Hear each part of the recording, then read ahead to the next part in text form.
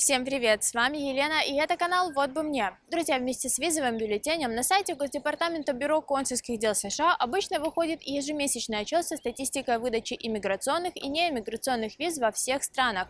В этом видео я ознакомлю вас со статистикой выдачи неиммиграционных виз в США за апрель 2021 года.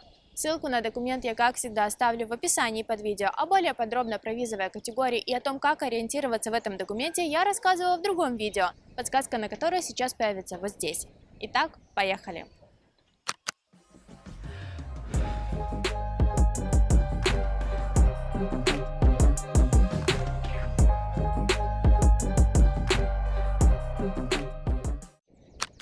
Информация выходит с запозданием, и данные за май станут доступны только к середине или даже концу июня. Сейчас можно ознакомиться только с апрельской статистикой, которая вышла всего несколько дней назад.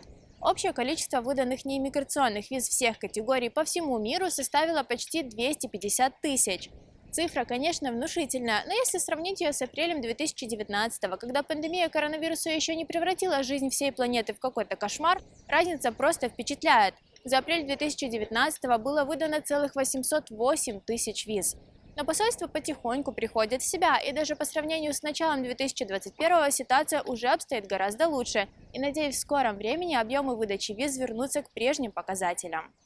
Несмотря на то, что во многих странах записаться на собеседование на данный момент возможности нет или она появляется очень редко, визы понемногу выдаются. В статистику включены визы всех категорий, включая визы, выданные по экстренной записи, а также продленные визы, процедура получения которых является упрощенной и в большинстве случаев даже не требует личного присутствия в посольстве. Ну и, конечно, сюда входят и те визы, ожидание которых длилось уже не первый месяц. Как, например, в нашем случае. Получение неиммиграционной визы мы ждем уже 10 месяцев из-за постоянных переносов интервью, но, надеюсь, в этот раз его не перенесут, и попасть на собеседование мы сможем через 1,5 месяца. О своем личном опыте прохождения интервью мы, конечно же, расскажем в отдельном видео, когда это произойдет независимо от результата. Так, например, посольство США в Киеве за апрель выдало 1638 неиммиграционных виз, что на 501 визу больше, чем в марте. Довольно неплохо, на мой взгляд, и, надеюсь, в мае дела идут еще лучше. В Казахстане в общей сложности выдано 1126 виз, и это тоже почти вдвое больше, чем за март.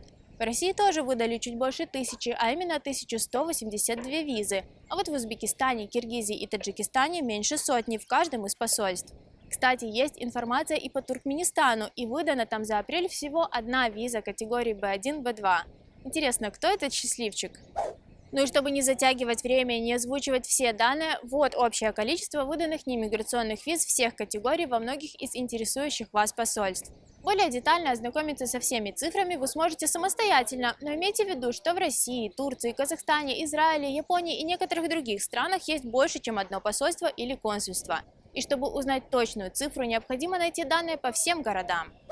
На сегодня все, друзья. Как только Госдепартамент выпустит новую статистику, на нашем канале обязательно выйдет новое видео. И я, как и раньше, буду держать вас в курсе событий и делиться всеми самыми важными новостями на тему лотереи Green Card и иммиграции в США максимально коротко и оперативно.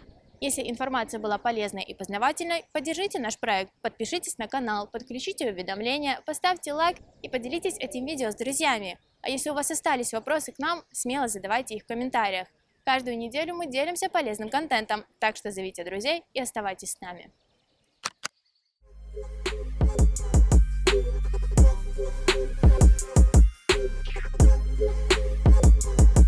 We'll be right back.